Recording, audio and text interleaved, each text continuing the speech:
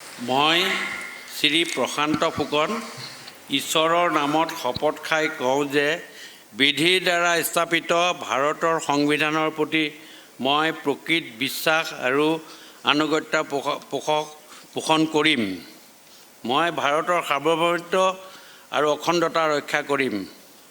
মই অসম ৰাজ্যৰ এজন মন্ত্ৰী স্বৰূপে বিশ্বস্ততাৰে আৰু শুদ্ধ অনুকৰণেৰে মোৰ কৰ্তব্য সম্পাদনা কৰিম আৰু মই ভয় বা পক্ষপাত অনুৰাগ বা বিদ্বেষ নোহোৱাকৈ সংবিধান আৰু বিধি অনুসাৰে সকলো প্ৰকাৰ লোকৰ প্ৰতি ন্যায় আচৰণ কৰিম। মই শ্ৰী প্ৰশান্ত ফুকন ঈশ্বৰৰ নামত শপত খাই কওঁ যে মই অসমৰ ৰাজ্যমন্ত্ৰী স্বৰূপে মোৰ কৰ্তব্য যথাযথ সম্পাদনত আৱশ্যক হোৱাৰ বাহিৰে মই এনে বিষয় যি মোৰ বিবেচনাৰ কাৰণে অনা হ'ব বা অসম ৰাজ্যৰ এজন মন্ত্ৰী স্বৰূপে মোৰ জ্ঞাত হ'ব কোনো ব্যক্তি বা ব্যক্তিসমূহৰ ওচৰত প্ৰত্যক্ষ বা পৰোক্ষভাৱে স্থাপন বা প্ৰকাশ নকৰিম।